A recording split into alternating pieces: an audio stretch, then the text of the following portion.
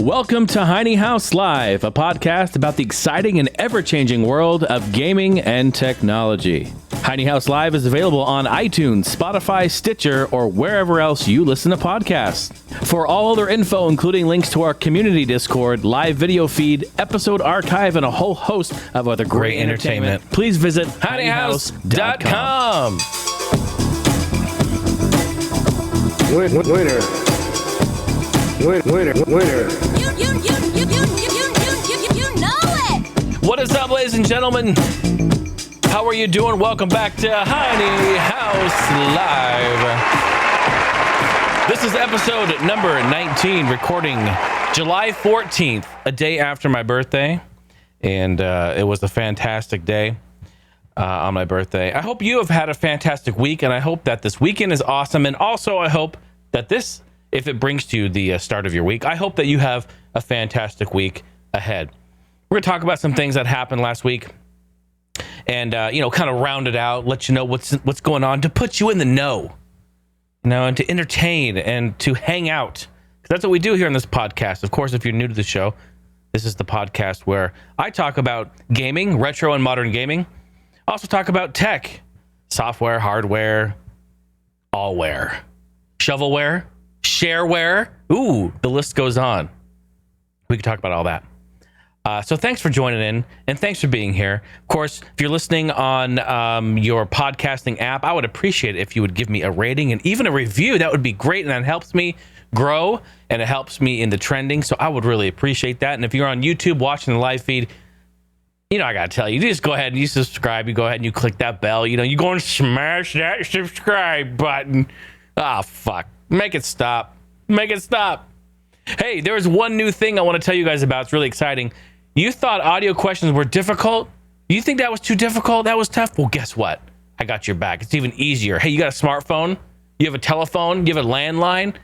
You got any line. I don't care what you got. You can make a phone call. Why don't you make a phone call? You can do that now and leave me a voice message. That's right, a voicemail. I have the Heine House Podcast hotline. They're standing by. Operators are standing by. Actually, I have a picture. Let's pop this up. Boom! Look at it. Right there. Right, she's calling right now. She's probably leaving a message right now. I don't even know. And he's like, whoa, who dat? Who dat? Can I place an order? I'd like a number 2, please. She's like, yo, Jason, I love it when you play the bruh. Bruh. She's, I love the bruh sound effect. Bruh. I got you, girl. So, go ahead. 503-908-5490. Again, I feel like I'm on QVC. The number again is 503-908-5490. Again, to annoy everyone. This is what they do. They do it like 5 times. The number again is 503-908-5490. It's right there on your screen. How about it? Oh, so good. I don't know. I thought it'd be fun. Because email, although it is fine and easy, it's pretty convenient. Email is kind of unsafe in general. And I come to a point where I'm like, okay, I don't think I really want anyone sending attachments through the email. Makes it easier this way. So this is fucking, Jesus. Everyone can pick up the phone and dial a number and call it. It will ring straight to voicemail, and you can leave a message. It's pretty cool. It even transcribes it for me, too, which is pretty cool.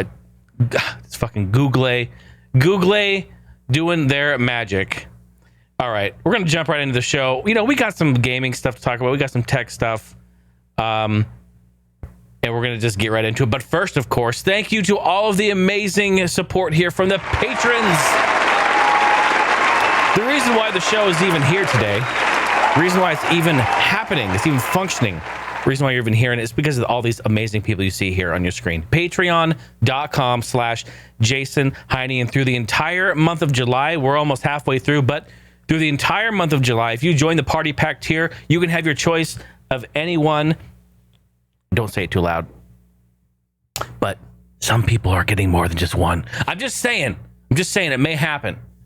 One or more of any of these physical CDs, even the Heine House mixtape, which was limited to 100 runs, that we have some left. Okay?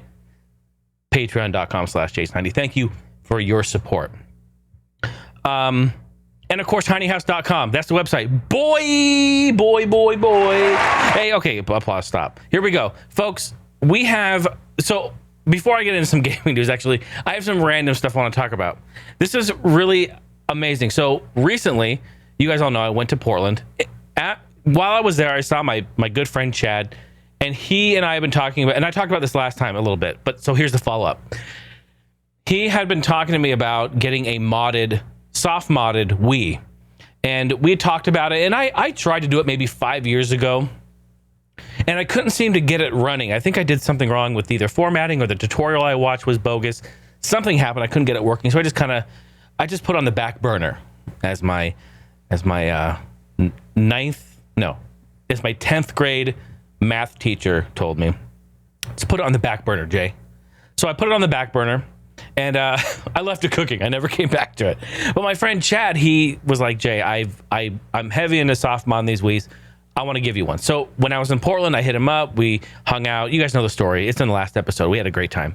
Went to Ground Control, saw their expansion. Amazing stuff. Anyway, so he hooked me up with his soft modded Wii, and it's pretty fantastic. I'll be honest with you. Basically, you soft mod it, and it gives you the ability to play and basically back up your Wii and or GameCube collection into the console. And now it can run emulators and all that sort of thing too. And he has a few of them in there. He has Nintendo, Super Nintendo, and I think some N64 like emulators in there to run and play. And that's all good and fun. But I mean, I have the consoles. I have the NES Classic. And wow, did you see me just bug out there again? Come on now. Come on, bro. Get your shit together. Sorry about that. I have all these other consoles, so I don't really necessarily need all that in there, but it's nice. It's a nice touch. What I'm excited about is having a soft modded Wii that can play basically have my entire Wii and GameCube collection on a hard drive without having to put the disc in. Because you guys all own Nintendo Wiis. You know what the faulty point in those consoles is the disc drive, and putting the disc in and out over the course of the years, it goes bad. In fact, I've had many go bad. The one that my parents have, it was a launch Wii. The disc drive went out and they couldn't even play their annual droppings. They were so fucking distraught. And I'm trying to figure out a way to like move the save data. Guess what? Spoiler alert, you can't move the save data. Doesn't happen. So we are super sad, and that's really frustrating. So man, so this happens, and again, the technology's come so far, and the introduction of all these great plugins, all this great hacking, the hacking community has come forward to really bring it to another level, and I love it. I'm using Wii Flow, and it's basically like if all the games were like just facing upright, and you can just kind of like basically like swipe through them and show them all. It's beautiful. It's so beautiful, and I love it. And so I'm so thankful to have it. And we plugged it in last night. So he gave me the Wii. He gave me a hard drive. It was like a 250 gig laptop hard drive with like he said it was like a really bad case, like an external case. And it was like, if you touched it, it would like disconnect, and it was really shoddy. So, and it could only hold so many games, right? So what I did this morning. I ordered I ordered a 2 terabyte laptop drive, which are really fucking cheap, by the way. It's so cheap. It was like $50. All right, so I got a laptop hard drive, and then I got an even cheaper enclosure. It's like that was like $18 or something. So I got the enclosure, and it's a powered enclosure because you have to get a powered one because it's just that makes it better. You want to have constant power to it when it's reading all that. So you can't. I don't want to rely solely on the 5-volt USB line on there. And sure, you can use both of them, so you can get whatever it is, 10 volts or 10.4 volt, whatever the current throws through there. But get a powered enclosure if you go ahead and go this route. So that's coming. It should all be here tomorrow. And then I have the task, and I'm really excited. You take your Wii games and your GameCube games, you put them in the console, and then you launch the application, and then you click install, and it copies it and backs it up to the Wii, the hard drive that's there. And sure, there's a lot of technical stuff in there too, like formatting and partitions and all this sort of thing. Of course, you have to mod the Wii first, and that's what Chad did for me, so luckily I don't have to do that. But as you see, I'm like gushing over this because I'm so excited. Like, this is so rad. Imagine being able to play whatever your collection is, think about your collection for Wii or GameCube. Being able to play every single one of those games from the console without having to put the disc in, and it loads like instantly. Just like, boom, it's there, it's available. Like, this is so fucking awesome. I cannot wait to start getting into this. And we tried it last night. We put a few games in, and we installed just a few like shovelware games that I have here. And Steph's like, oh, please don't take up hard drive space with that fucking Indianapolis 500 game. Please don't do it. Oh, you know me. I did the old whoopsie daisy. I slid the disc in there. Got her. Yeah, no applause for that. But so anyway, that was a little update, is that I am fucking stoked. I am so excited for the modded Wii. Thank you, Chad. I love you. You're amazing. And the hard drive and enclosure coming tomorrow. I have already copied your hard drive over to the computer so I can just drag it all back over and then begin the process of importing and backing up my own games. It's great. Can't wait for it. Think of the possibilities for streaming too, guys. Think about it. I can just plug in my Wii, and I have the little HDMI adapter too that I talked about before, so I can plug that into my modern capture card. Boom, I'm set up. I'm ready to go. All I gotta do is fucking put up a sensor bar on my screen, and I'm in it, man. I'm in it. I'm so excited.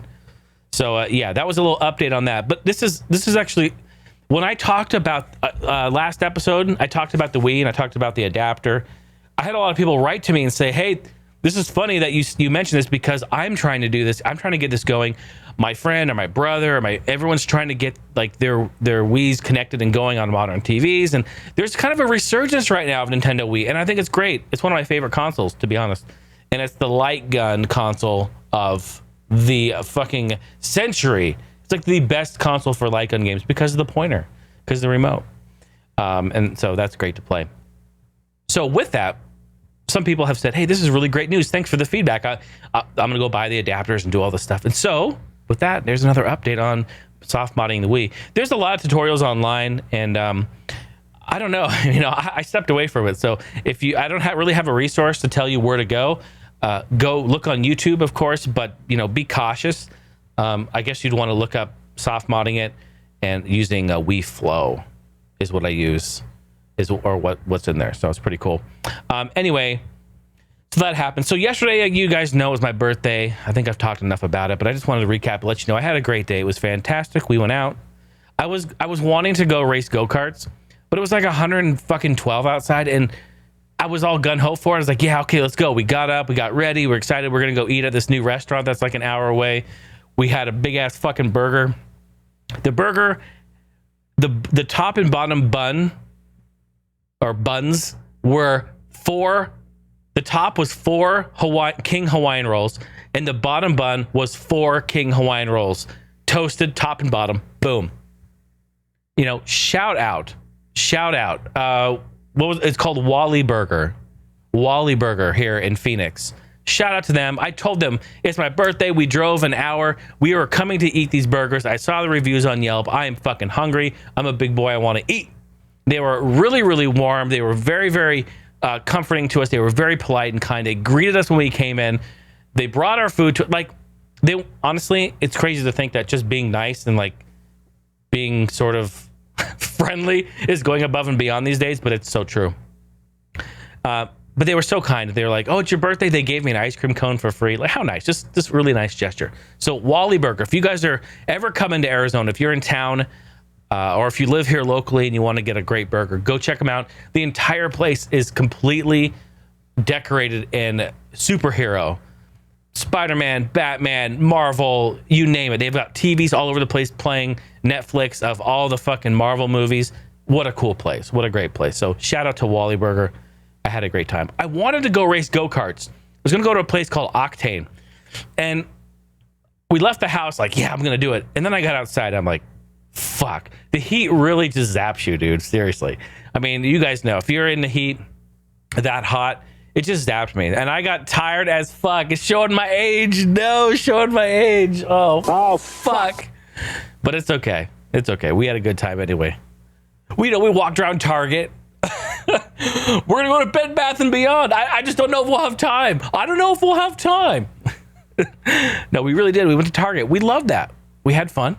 Walked around in there. Saw some shit. It was good stuff. And yeah, it was awesome. Awesome. So thanks for all the birthday wishes from everyone. who sent those on social media. You guys are amazing. Hey, what happened with Burger King? The fuck are they doing? Coming out with $1 tacos? Are they trying to get in Jack in the Crack's ass? Yes, certainly are. Burger King trying to sell tacos for $1. Of course, they're more expensive in Alaska and Hawaii. You guys know why. They got to send them out there. But in a shocking turn of events, you can imagine they're not very good. Haven't had them yet, though. Just everyone's talking about how shitty they are. But then again, I like shovelware games, so maybe I'll like shovelware tacos. That's kind of what it is. I do want to try them. And I still have yet to try the KFC, what is it, Peach Honey? Yeah, Peach Honey Mountain Dew. Oh, man. Maybe I'll do that tomorrow. I haven't tried that yet. So, yeah, BK, man, get the fuck out of here with that. Dollar tacos. You know, I will say, they don't do everything right? Okay, but when they used to do the hot dogs like 3 years ago, those were pretty good.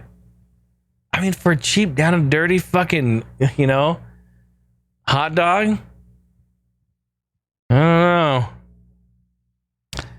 It's pretty good. Steph and I went there and we filmed it. We did a taste test. And she got the veggie burger. She tried that for the first time. It was pretty good. Pretty good. Another kind of random thing that happened today. So somebody, oh my God, somebody ordered a Pokemon card online, all right, for $60,000. What the fuck? Back in August 2018, almost a year ago, somebody that was outside of the U.S. bought a trainer number 3 card on eBay for $60,000. This just has this. God. I'm pained inside. I'm looking at my notes here and I'm like, eBay, $60,000, insurance, it was lost. I don't know what to say. This is crazy. The card was given out to third place finishers at the Secret Super Battle in Japan in 1999. So it was only available to those winners. It's very, very rare. Probably one of the rarest cards out there, right? So it was person who bought it insured it for $50,000, which is smart. That's actually the highest that could have been insured at the time for that. I don't know why they couldn't have done just 60, but 50,000. Okay. And, the card then was forwarded to a global shipping program center in New York City. And no further tracking was noted on the card, and it disappeared. Oh my God, what the fuck? Oh, fuck. For fuck's sake. I don't even know what the fuck I'm reading. Disappeared. The buyer is now offering a $1,000 reward for information that can help track down the card's whereabouts. Here's the problem. So whoever stole it, you're not going to be able to sell that shit, bro. Not at all. You got a big fucking red bow on your head, dude. You can't sell that. It's too obvious. So dumb. So dumb. That's a pointless thing to steal. I mean, I've had shit stolen in the mail, but I feel like if this was really sent to like a shipper in New York, like it was a global shipping program center, blah, blah, blah, blah. Here's the thing. Here's my only gripe with this. And you got to think about it. You got to put yourself in this person's shoes. And I feel bad for the person. For sure, because the shipping is fucked, bro. Even eBay. I mean, come on, it's fucked. Which, speaking of eBay, I am going to do an eBay episode. It will be maybe in 2 or 3 episodes, but I'm going to do maybe a little shorter episode, but an eBay episode about my history. I got to start making notes about everything. If you can afford $60,000 for a fucking Pokemon card, you better get your ass on a plane and fly there and pick it up in person with your own hands. What's wrong with you? I got no other words. That's what you do. You don't fucking ship it. Straight up. It's like a vehicle. I mean, unless you have to, like, unless you're buying it from out of your country, then yeah, you have to deal with shipping it. But if you're like in the United States and you buy if I buy a car in another state, I'll just, doesn't make sense, right? You just fly there and drive it back. I don't know. Poor thing. I feel bad. I feel bad for you, Holmes. Nike. They're releasing some Nintendo 64 inspired shoes. What? I don't know what the fuck I'm reading. And they can't actually call it an N64 sneaker, but it is definitely inspired by it. The colors of the shoe, which I'll show here in a little bit, it appears to be a drawing and sort of influenced by the Nintendo 64's colors and the N64 logo. And they have, different things. They have power and reset on there. And they also have, on the tongue, there's a modified ESRB logo on the insoles. Pretty cool. They'll be releasing these shoes. Hold on. I got a picture coming up. Boom. Here they are. What did I put here? Oh, $160. Ooh. At the end of summer? At the end of summer, $160. I'm not trying to be like Debbie Downer at all, folks.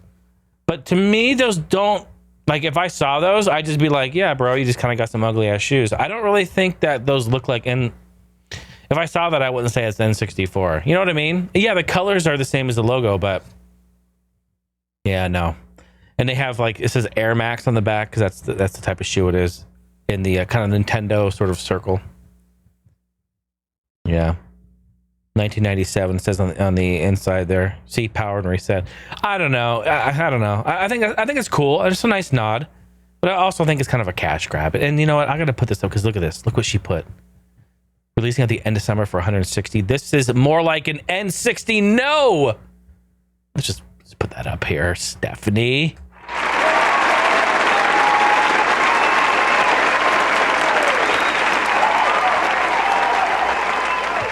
I want y'all to get in Discord and let her know that you really enjoyed that joke. I really enjoyed your N60 no joke, Steph.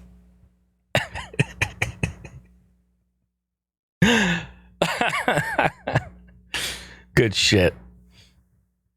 Hey, some new update on the Switch. We got some Nintendo news here. The Switch got a rewind feature on their NES games.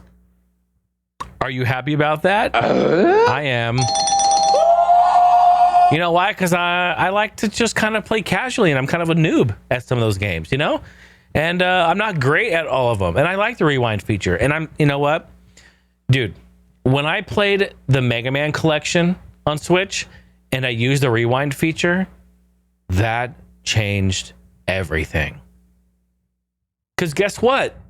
If I'm mad about it or don't like it, let me get in here close to the mic so this can resonate. If I don't like the rewind feature, I just won't use it. How about that? Just won't use it. Just don't use it. Just relax.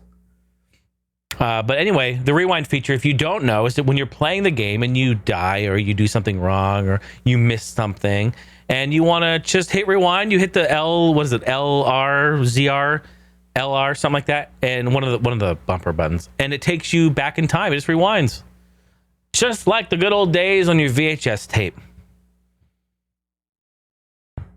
Oh, it's coming July 17th, so it's not out just yet, but it is coming. That's pretty fantastic. And they're releasing Donkey Kong 3 and Wrecking Crew. Wrecking Crew is actually an underrated gem. It's a great game, but Donkey Kong 3, don't we have every fucking well, not everyone, but don't we have almost all Donkey Kong games now? I feel like every month they release a Donkey Kong game. What the shit, Sandwich, bro? Bruh. Some other Nintendo news. Dr. Mario Mobile is here. And it is definitely a far cry from the original Dr. Mario game. Now, we've had lots of different versions of Dr. Mario throughout the years. Of course, being on the arcade originally, and then the Nintendo Entertainment System. We have compilations of it. On Super Nintendo, we have the Tetris and Dr. Mario. We have the Dr. Mario WiiWare version. We have, what else do we have? It's been on the Virtual Console. It's been Virtual Console and WiiWare as a remake. And now also been on the Switch Nintendo. games version. So there's actually, wow, there's a lot. There's probably some others I'm missing too. Game Boy had one, I believe. I'm sure there's some on Game Boy Advance. So to get one on mobile, of course, I'm not really surprised by it, but I don't know. At first, I was like, I don't know. And I watched Steph. She downloaded it today. She played it a little bit. And it is kind of a far cry from the original. I'm not saying it's horrible. I haven't played it enough yet. We just got it today. So I haven't played it enough to know exactly. But, man, I love playing Dr. Mario. The thing is, Dr. Mario, and I'm going to go ahead and I'm going to jump right now. I'm going to tell a little story about Dr. Mario, and then we'll finish out with Dr. Mario. But Dr. Mario was actually really close to me and my family. It's one of the first games that I want to say it kind of was one of the first games, of course, being a puzzle game, that's always family friendly, always family welcoming. My dad is very, very good at Dr. Mario. My dad, he thinks that way. He's good at puzzles and puzzle games, very analytical. So he can see something and visualize it and then, analyze it and make those decisions. He's very good at doing that. So when we were younger, like I couldn't get past fucking level 5 or 6, as a kid, and he's playing level 20. He's starting on level 20, and he is destroying level 20. And it's like, whoa, like it blew us away as kids. And even man, when was this? This was probably 2007. I was watching him play on Wii, the Dr. Mario version that they have there on WiiWare. And he beat level 20, and then he just kept going. He was in the fucking zone, man. I was like, I hope these batteries don't die in this remote. And he was going to town. He was going hog wild, and he just kept going. Beat level 20, 21, 22, 23. He kept going. We all were on the couch just like, what? Amazing. I've never seen anyone get that far. I think he got to level 42. I have a picture of it somewhere on my old ass phone. I do. I took a picture of it when the viruses got to the top and he lost. It was like 42 or 41 or something crazy. And what a play that was. Really cool very cool to watch, because it starts going very, very fast. And it even starts out very fast, especially level 20. You just have a little bit of space there. So it was way cool to watch him. So what a family game. If you got a family, bring them in, throw down Dr. Mario. I'm sure they'll love it. So anyway, this version of Dr. Mario is interesting. You hold your phone up, and then you go up. So the viruses come from the bottom, and you swing them up, and then the viruses are on top. And you have to, when you tap, it rotates. So you can tap, rotate, and then drag it to where it needs to go. And then when you let go, it slowly moves down. So it's basically like backwards. It's opposite. So that's a little trippy for me. Not that it's bad. I'm just saying it's different. That's how it works. So, and there's a bunch of other stuff in there, a bunch of randomized stuff. There's, obviously timers. There's a whole bunch of stuff going on there. And they even have like a mini map, almost Mario Party style, in between like levels. You just like move to the next platform. It looks, it's like super like almost casual experience. But I'm waiting to see when the pay to win comes in, because it's a free to play game. But I'm sure that there's some sort of pay to win or pay to continue type stuff. I want to know where it is. I know it's in there. It's hiding and just waiting to come out. I know it is. So speaking of some more Nintendo stuff, we have a couple more. This is the last bit of Nintendo stuff here. Super Mario World. Yeah, it's a real place. Now, we heard about this, I think, 4 or 5 years ago. I think it was 2015 or 2014 that we first heard about them building sort of like a Disneyland-esque Mario World, Super Mario World, in fact. So it's going to be like an amusement park modeled after the Mario franchise and in the Super Mario World universe. This sounds exciting, to say the least. It will be an additional land rather than the entire standalone theme park. So it's coming to Universal Studios in Japan. So they're adding on and building that separately. It's going to be pretty fantastic. Looks like it will cost around a cool $351 million. $351 million to $544 million, roughly. That's guesstimates. Yeah, it was announced in 2015. and it's set for completion by in time for 2020 Summer Olympics in Tokyo. Wow, that's right around the corner. That shit has to be almost done by now. If they have a Mario Kart ride, we're flying in. That's all I'm saying. If there's Mario Kart, we're flying in. I actually have a little small screenshot of, just a mock-up picture of what the idea of it could possibly be. I'm all for it. I'm all for it. Look at that. Just think about that, though.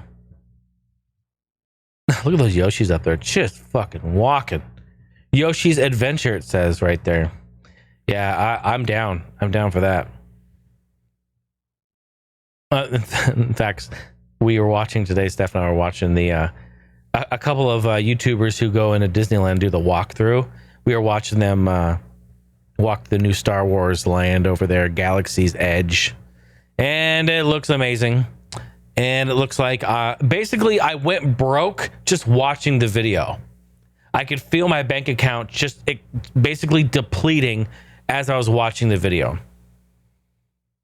I mean, seriously, you thought the food was expensive? Fuck, you ain't seen nothing yet. Baby, you just ain't seen nothing yet. That's Disney. That's Disney. It's expensive as fuck. Bam, bam. Baby,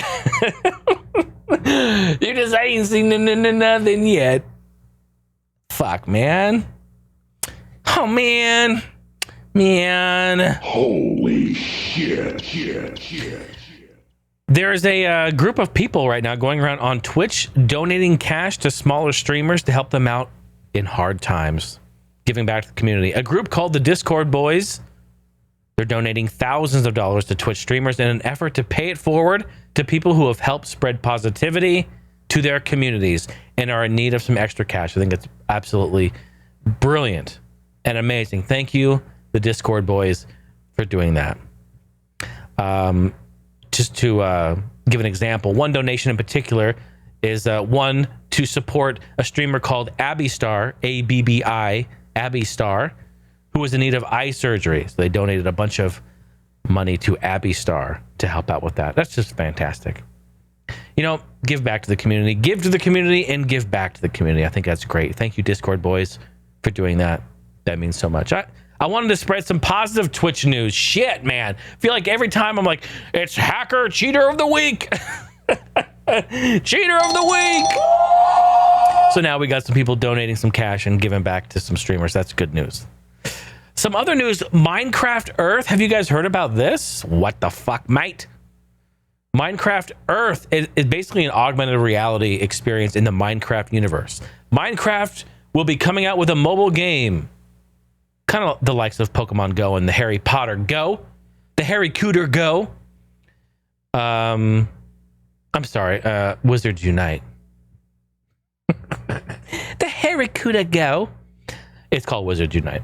You're going to see a map of the surroundings around you. So basically, like Pokemon Go and Wizards Unite, you're going to see, the map of the layout, homes and landmarks and all sorts of things. It'll be like that. But you're going to be running around. As you walk around, you're going to be seeing things that are called tappables that you can tap and then put into your inventory. There'll be things out there, like if it's a house, maybe something will be there. You can tap it, put it in your inventory.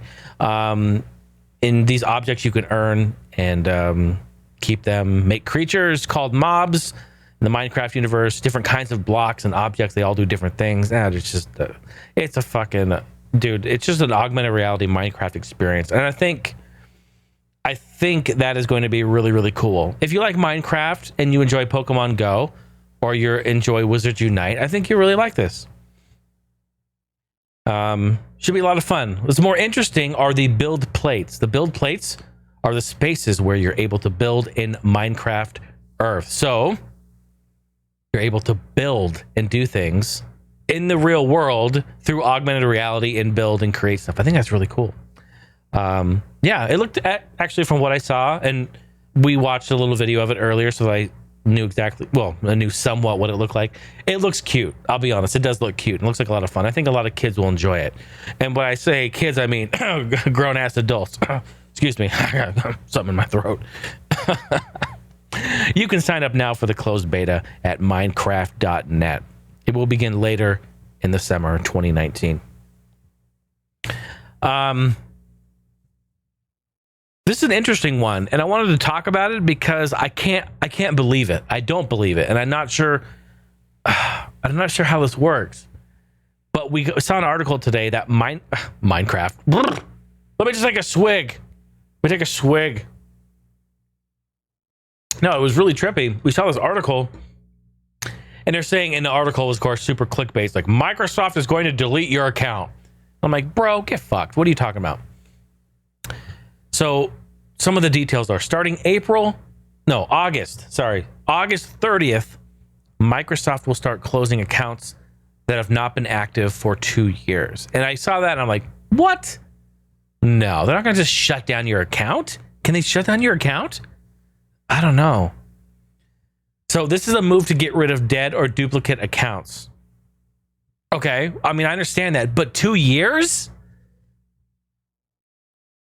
I mean, I have a lot of friends that are in the military, and you go away for years and come back later, like over 2 years in some cases. You don't always have connection. You're not always like have your fucking Xbox there. You don't always have your PC to log in and fucking check your Outlook. This is so weird. I still don't believe this. And I get it. You want to get rid of duplicate accounts or dead accounts. I get that. But 2 years, why not 10? 10 sounds about right. If you haven't logged in 10 years, I know it sounds morbid, but you're probably not with us anymore. Like, okay, that makes sense. Anyway, some more stuff here. It says that you're good if you maintain a subscription or make any kind of purchase that extends your account's active status. You will still have 2 years after the expiration date of that subscription, but all you gotta do is sign in at least once and you're ensured that your account doesn't close. That's fucked, man. That's fucked. I mean, like, I don't know. It seems weird to me. I better sign in so I keep my long toe account. I haven't logged into that in about 10 years. General Jason, Commander-in-Chief of the squad. Long toe reporting for booty, sir. Sir, why the fuck is your name General Long Toe? Oh, sir, because I got a fucking long toe, sir. Oh, I didn't get a chance to play this today. Fuck. I wanted to so bad. Halo. There's a Halo mod remaster on ModDB. Fuck, I love that site too, man. I've been on there forever. I went on that site so long ago, and now it's like everyone knows about it. It's where you upload your mods, your software, like when you're doing homebrew type shit. So cool. There's a Halo 1 mod remaster. If you're looking for something to hold you over till Halo Remastered is finished and released, you can try SPV3 mod. Upgrades the look of the 2003 PC release, and it even adds new weapons, enemies, and 6 new levels. You can download it at moddb.com. I'll give you the full thing, but you can just go search it. moddb.com/SPV3-4-Halo-CE. Boy. What do you think about that? Just go to Google and search it. I meant to play it today because I want to talk about it, but I downloaded it and I have not installed it yet. But I will do that very soon. That's some gaming news and some random news. How about this week in gaming history?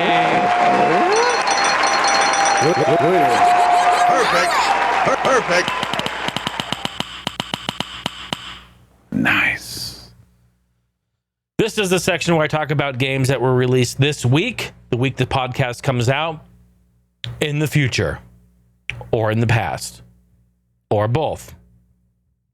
It all depends. July 15th, in 1983, the Nintendo Entertainment System was released in Japan. Can we just have a round of applause?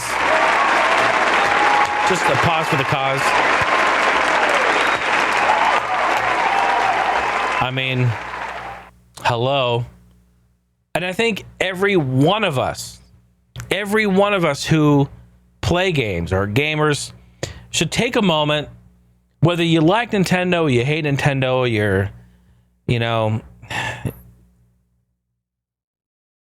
put your differences aside for a second and just stop for a second and realize something. I'm not saying that Nintendo is the reason we have video games. I'm not saying that. What I'm saying is Nintendo is the reason Nintendo is the reason that video games are still here today. That's what I'm saying. Because in 1983, we were having a massive crash in North America. And I won't go into the full details of that. I've mentioned this in the past. You can go look it up. There's lots of great documentaries on it. It's the video game crash of 1983. You should go look it up. It's very informative. But video gaming, thanks Atari 2600, you fuckers. It was crashing and it was going away. And nobody wanted, can you imagine a world? Nobody wanted them. So Nintendo thought they would brand themselves as an entertainment system, not a video game console. And they put Rob the Robot, and they had they had a light gun, they had some gimmicky type things to sell that point. And in fact, they were able to break the wall down and enter the homes of so many of ours and completely change the game. Oh, pun not intended, but change the game for all of us. And it was great. So 1983, the Nintendo Entertainment System was released in Japan. What an amazing, incredible machine. Yes. And as such, on the same day in 83, they released Donkey Kong and Donkey Kong Jr. Yep. July 15th, 1994, The Jungle Book on Super Nintendo was released. Jungle Book. Oh, little Mowgli. It's little Mowgli in blue. A babble, babble, babble, babble. July 16th, in 2001, Dragon Warrior 3 on Game Boy Color was released. Also, I didn't write the date. What the fuck is the date? I don't know the date. Let's just pick a random date. In 2006. Actually, 2000, let's just guess, because PSP, I'm going to say 2005, maybe. That sounds pretty good. 2005, Ys 1 and 2 Chronicles was released on PSP in Japan. I'm going to say 2005, 2006. This is a good guess. Good guess. Cross-check me. Fact-check me. Let's see what day that was released on. That'd be funny. It's like 98 or some shit. July 17th. Moving on to the next day there. In 2007, Parappa the Rapper. 2007 on the PSP. Kick, punch, kick, punch, punch. A year later in 2008, Metal Slug 7 on the DS in Japan was released. Heavy machine gun. Rocket launcher. It's not launcher, it's lawn chair. Rocket launcher. Yeah, that's how you do it. Go ahead, guys. Just go to your mirrors in your bathrooms and look at yourself and just go rocket launcher and just keep practicing that till you get it right. That's what I do. That's what I do. Kind of a slow day, that one, huh? July 18th, though, moving on to the next day. In 2002, Ape Escape 3 on PS2 in Japan was released. The Ape Escape. 2003, year later, Pokemon Channel on GameCube in Japan was released. Now, this is something that you may or may not have heard of. The Pokemon Channel was a game that allowed you to basically hang out with Pikachu and watch Pokemon programming. Yeah, it was pretty interesting. And from what videos I've seen, you could even sit and watch at the time, never before seen Pokemon anime. Yeah, and basically like DVD format too. And you got to remember, GameCube, well, I mean, the PlayStation 2 was out doing DVD stuff, but it was a big deal for GameCube to play like a DVD quality video at the time. Very, very cool stuff. So, but it's on YouTube. You can go check it out if you want to watch it. It's pretty cool. In 2007, Midnight Maximum Tune 3 in the arcades in Japan. That one right there is from my homie Andy. He's probably playing that game right now as I speak. Moving on to the next day, 1990. Ooh, what a great year. What a great year. Batman, the video game on the Sega Genesis. Next day, next year, 1991, The Little Mermaid on NES in Japan. So good. So good. On the same day in 91, Legend of the Mystical Ninja on Super Nintendo in Japan was released. This just goes to show that Little Mermaid, that Capcom game there, late release on the NES. There were a lot of great, and I don't want to go off on a tangent, but I'm going to go off on a tangent. In 1991 and 92 and 93 and even 94, they were still releasing games on NES. And there were a ton of great games on NES after the Super Nintendo came out. I make a note of this because most people were ditching the NES and getting the new console, Super Nintendo. But developers were still releasing great games for NES. And by the time this happened, by the time the Super Nintendo came out and people were kind of moving on, amazing games were coming out because they basically the full potential of the hardware and software of the NES and on the development side had been realized. So they really could take advantage of the software and really put together an amazing game. And they did. I mean, go look at the timeline. Like, go research NES releases from 91 to like, just pick like a year, 94 or 95. Just pick that. And look at the games that came out during that time. And you'll say, man, those are really good games. Yeah, indeed. They really are. Pretty nice stuff. 1996, Star Ocean on Super Nintendo in Japan was released. Great game. 2002, Don't Steal My Sunshine. Super Mario Sunshine on GameCube in Japan was released. That is such a beautiful game. And 2012, Kirby's Dream Collection on Wii in Japan was released. And I cannot wait to import that into my soft modded Wii at some point in my life. I feel like I'm going to be there for hours and days and months doing this.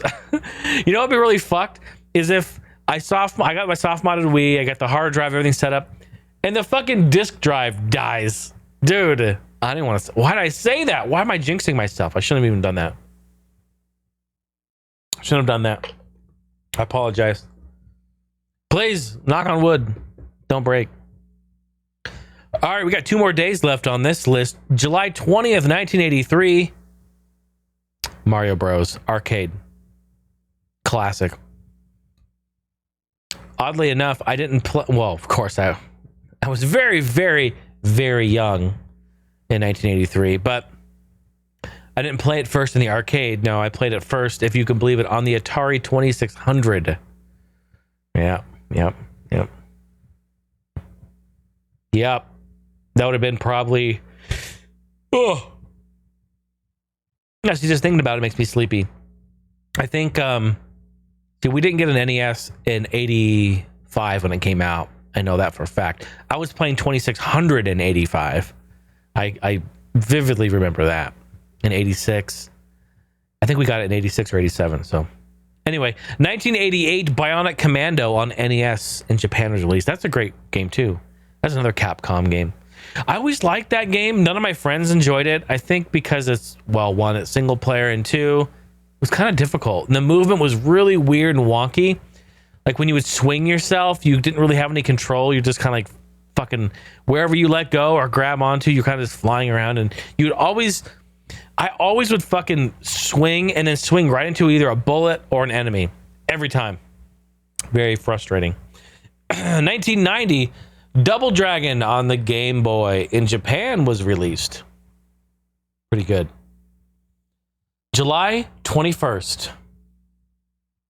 Last day on this list here. 1995, Castlevania Dracula X on Super Nintendo in Japan was released. In 2000, Mario Tennis on N64 in Japan was released. One of my favorite games on the Nintendo 64.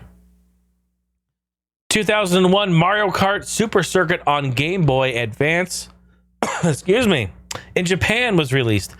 That game, oh my goodness.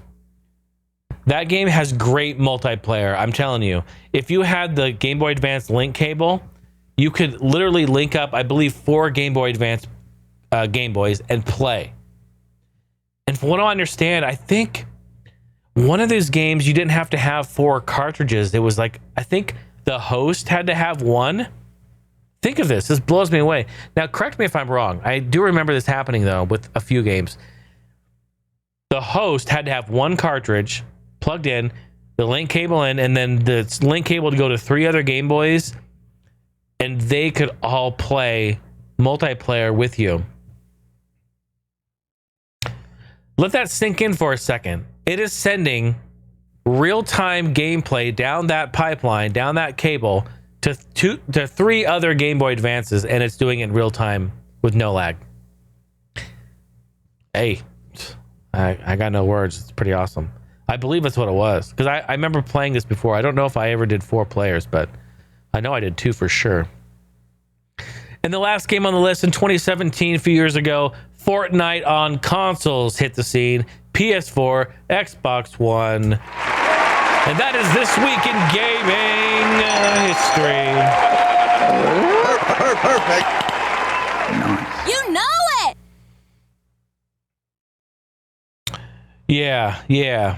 And again, folks, just a reminder, you want to get at me, you want to send me a voicemail, I would love to get it. The phone number for that, again, 503-908-5490. 503-908-5490. I tried to find a good number to make it say something, but you can't really do that with Google Voice anymore because all the numbers are gone. So that's all you can really do. But yeah, send me a voicemail. Get at me. I'd love to hear from you. Love to hear what's on your mind. Let's get into some tech news. I got a little bit of tech stuff before we call it a day. So we saw this last week, and everyone was starting to freak out, myself included, because I'm like, what exactly is going on, Microsoft? Well, Microsoft did something called the 1.0, Microsoft 1.0, original Windows. And they did this cool little trailer and this really kind of beepy bloopity thing. And I was like, what are you doing? I'm so nervous and scared. I'm sweating and I'm smelling my pits. I don't know what's going on. Well, we found out later it's to celebrate season 3 of Stranger Things. And Microsoft was doing something a little funny. They released a Windows 1.11 app. It includes apps like Paint, Write in the original Windows command prompt. Ooh, let's go type in there. That should be fun. Let's go load up some DOS. Let me just go run some setup on some software. While the app is supposed to be set in the summer of 1985, just like the TV show, Windows 1 actually didn't debut until November 1985. And that's fine. We're just a few months off. No big deal.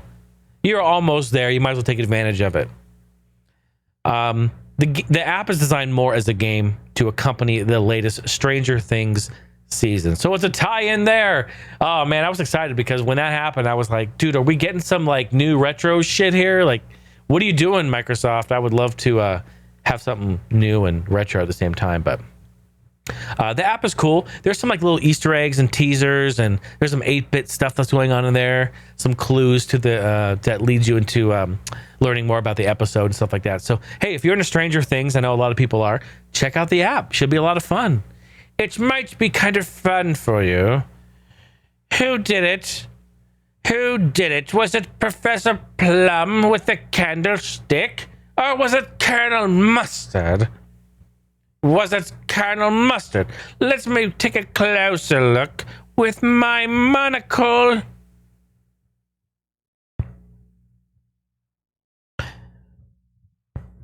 So, we all think that we're safe from security. Security! Escort him out, security! we all think that we're safe and sound, but the reality is that if we put ourselves on the internet, if we use smart devices, if we do anything, honestly, I've even narrowed it down. It's not even just on the computer. If we do anything and we put ourselves out there, we have the risk of that being heard or leaked or exposed, whatever. And my whole thing is that, if you're not out there committing crimes, you don't really have anything to worry about. And I don't want to go down this argument road of this, and I understand people's privacy, and it's really about what's right and what's wrong, what's legal, what's not legal, and the moral. It's the moral of it. Like, hey, this is not right. I talk about all this because it gets me going. You think you're safe, and one of the most secure companies, and I will say that they take security very, very seriously. Honestly, I'm talking about Google. They want your information, and they want to keep it and use it to sell ads to you. All right? So they're not wanting other people to have it. They work so hard to get it. I mean, some places will sell it. Google, no, they just want it to sell ads to you because it's a business. That's their business, is selling ads. But what happened was some of Google's, not some. Let me rephrase this to make sure this is right. One of Google's employees, a subcontractor hired by Google to review voice recordings on their smart devices, recently leaked over 1,000 assistant recordings to a Belgian news organization.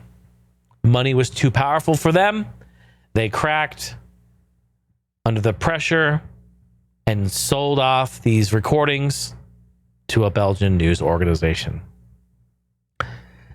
So if you thought that Google doesn't listen in on your assistant recordings, guess what? They do. And we've already known that they do. I mean, we've seen these stories come up where, unfortunately, they turn on by accident when they think they hear their wake word, and you hear arguing and domestic violence going on. They've obviously caught burglars breaking into homes. There's lots of stuff going on right there.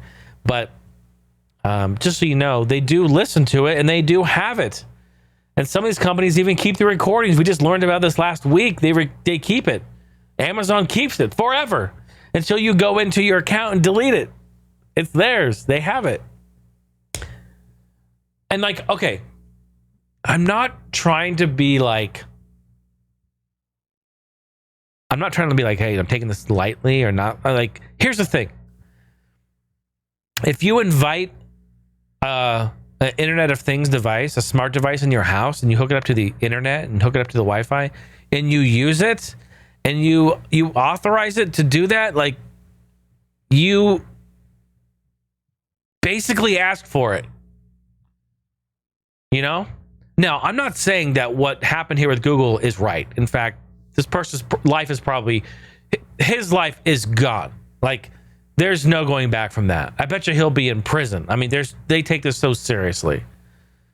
I mean, honestly, you probably get away with murder and do less jail time than what he's probably going to serve. It's crazy how upset they are. But the thing is that if honestly, if all my data got leaked, if my recordings got, I brought it into the house. It's my fault. I talked to this fucking thing. I say shit to it. I ask it what the weather is. I ask it how it's doing. It's like I'm the idiot. But what's also alarming though is that these trigger words, or what they call wake words or trigger words, is that when you say something to the device and it hears that, it will turn on and wake and then start recording. But what's happening is a false positive. So sometimes these devices think they hear their trigger word, or maybe there's some people in the other room having a conversation about this device. I don't even want to say it. Maybe having a conversation, and it wakes up and it starts recording and starts hearing some things. So there's a lot of false positives that are happening with these. And so I think that's what people are concerned about. because that's when they, like, you hear these articles, they wake up and they hear people attacking each other, and it's terrible. It's just terrible. Or like, what do we hear? We just heard it the other day, that streamer who was accidentally turned on their webcam and started streaming live, but then was like assaulting his girlfriend, like beating his girlfriend, like on fucking camera. Didn't even know the camera. Like, that just blows me away. Like, you piece of shit. Like, I don't know. That makes me so upset. It makes me so upset. You're gonna be a piece of shit and do shit like that. Go to prison, please. The Belgian news report says VRT NWS listened to more than 1,000 excerpts from these recordings, 153 of which are conversations that should never have been recorded, and during which command, I won't say it, the wake word, was clearly not given. That means maybe 10% of what Google is recording is stuff that is actually not supposed to be recorded. So ours definitely is full of a whole bunch of Bob barking, a whole lot, and probably us farting very loudly. And hopefully they hear all that shit. I would love for them to fucking hear ours and just listen to the farts that have been happening in this house. Man, and I wish that they could smell them too, man. Can you transmit smell through this? I just want it to come through their fucking microphone, like me or... Okay, that's too much. I'm sorry. Relax. Hey, you remember the Sony Vaio laptops? Yeah, well, they're still around. Sony's announced SX12, a laptop with a 12.5-inch screen with keys that stretch to the edge. And also they have the most I/O, the most ins and outs that you can possibly imagine and or want on a laptop. This is crazy. 3 USB-A's, a USB-C, a full-size HDMI, full-size SD card slot, a headphone port, a mic port, an Ethernet port, and even a VGA out. What? The Vaio SX12 will go on sale in Japan this week, priced somewhere between $1,100 and about $2,000. That's kind of a pretty far gap. We don't really know exactly yet, somewhere in there. Based on the storage, color options, and processor speed. No word on a US release, but the S11 and SX4, if it's going to make it over or not. But there's a good chance that they will, and I wanted to report on that. And I also show a little screenshot. No, put the keyboard away. Put the keyboard away. There it is. Yeah, in a world where laptops, especially laptops, are getting smaller and smaller, you have to make sacrifices. Apple recently did that with their MacBook Pros. They use those keyboards that everyone hates, and they have problems with them now. They're trying to conserve and make space, but in doing so, they're removing functionality and really performance, because these don't really perform that well. And I mean perform like the keyboard fucking breaks, or the buttons break, or they stick, or they're non-functional. So that stuff happens. It really happens. And so I think this is really nice. Yeah, you're going to get a heavier, thicker laptop, but if you have enough I/O, aren't you happy? I know I would be. Although I don't think VGA is really necessary anymore. I mean, if anything, just DVI. I mean, I don't know. That's crazy. You know what? Maybe that's okay, for old projectors or something. You got the HDMI for current projectors. You know what? That's actually really cool. That's really cool. That's why they put VGA in. It's for old school projectors. That's really cool. So anyway, it looks nice and has a very nice size screen. Everything looks good on it. Maybe they'll make it over here to the States. Could be pretty cool. Maybe not. IBM is back in the news. They're coming out with, well, they made a patent for, it's not out yet, but they are interested in making a watch tablet. What is this? Yes, a watch tablet. They've patented this. The device, which is described as an electronic display device configured for variable display size, according to the patent. It takes a foldable device, oh boy, and it takes it to a whole new level by becoming a watch. It's a 8 times increase in size from watch mode to tablet mode. And it basically opens up and becomes a large ass screen. That is some fucking James Bond level shit right there. I'll show you a picture of these in a minute. They look really, really cool, actually. Chances are IBM are probably not going to make this, but it's really cool to look at, these prototype images, these photoshopped images. But honestly, I think that this is something that will happen at some point. I feel like we're going to get there at some point. Look at this cool thing. So you see this one here is the watch, right? Normal watch size. Then you fold it open once, it becomes double, and then look, wow. And if you run fast enough and jump off of a high balcony with both of them on each wrist, they become wings and you fly like Spider-Man, Spider-Man. That's pretty cool, actually. That will be broken the second you buy it. Because we all know what happened to the foldable phones. That shit went down the drain. Down the drain, bro. Terrible. Terrible. Hey, that's the end of tech news. Thank you so much. Yeah.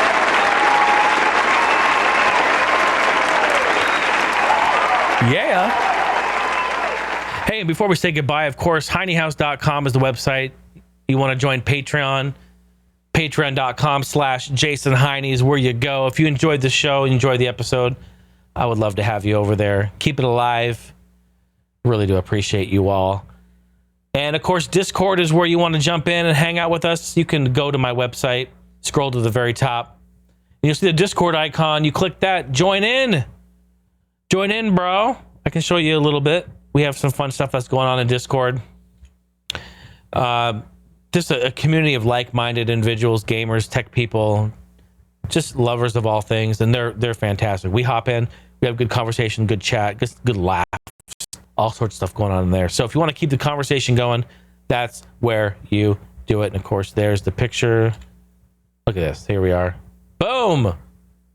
503-908-5490 is the number if you want to leave me a voicemail, and hopefully we'll get some, and I will answer them and get to them next episode. In fact, this is episode 19, so we're almost on 20. We're into the big 2-0, the big 2-0, and this is exciting because I'm looking at a couple things now. I'm going to start migrating into. One, I'm going to start looking at bringing on a guest once in a while, and also I'm going to start getting into doing this actually live on Twitch. So that's twitch.tv/Heine House, the Heine House, in fact.